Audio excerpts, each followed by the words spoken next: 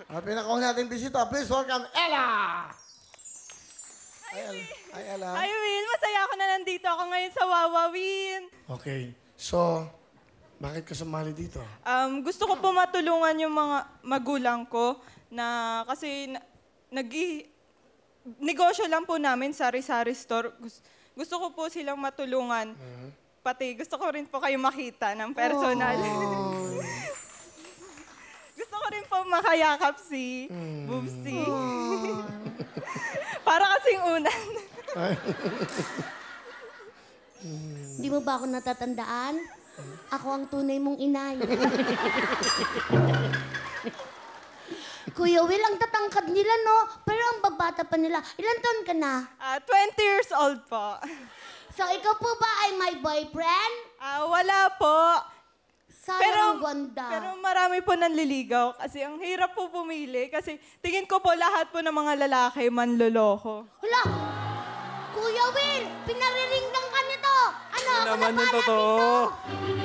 Hindi yun totoo. Tsaka ano po, papakiligin ka lang nila sa una, pero pag nagtagal, wala na. Hala!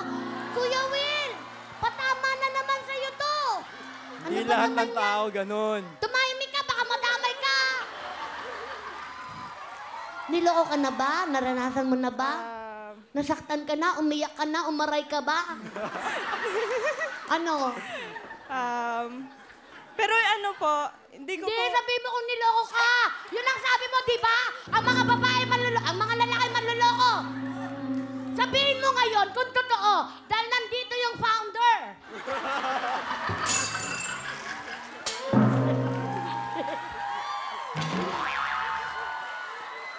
Joke lang yan, Kuya Will. Pasensya na po kayo sa nasabi ko. Nakainom lang ako.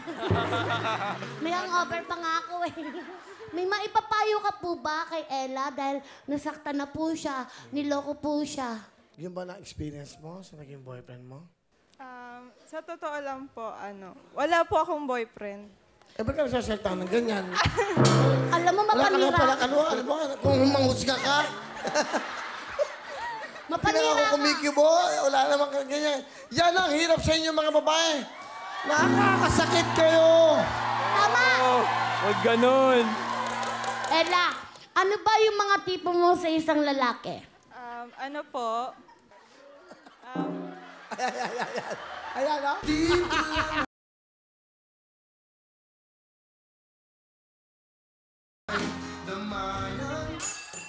Bigyan mo ng jacket. Bigyan mo ng jacket, mukhang nanginginig yung ngipin. Mukhang kinikinaw eh, oh. Bigyan mo ng pang ano? Kami yung toothbrush. 1,000. Okay, direct ka. Ang timing, okay. Correct. Bigyan mo, ha, Vlad? Sino ka mga kasama mo?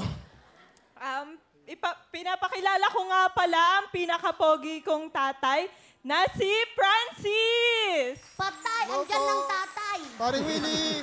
Punta po. Tatay Francis, Opo. welcome po. Ano gusto niyo Opo. sabihin sa anak niyo, si Ella? Andito lang ako para sa'yo kung ano yung gusto mong pangarap mo. Alam ko marami kang pangarap sa buhay. Minsan nahigpitan kita sa buhay. Kaya siguro wala ka pang boyfriend hanggang ngayon. Dahil medyo mahigpit ako sa inyo, magkakapatid. Pero para din naman sa inyo yun eh. Ang gusto ko lang naman makatapos kayo ng pag-aaral. Mahal na mahal kita, anak. Kayong magkakapatid. Salamat sa Diyos.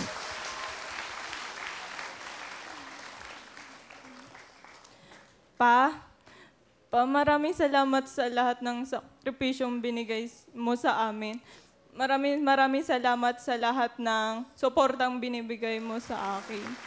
Mahal ko kayo, Papa, ni Mama. Mahal ko din kayo. Okay. 10,000. Yeah!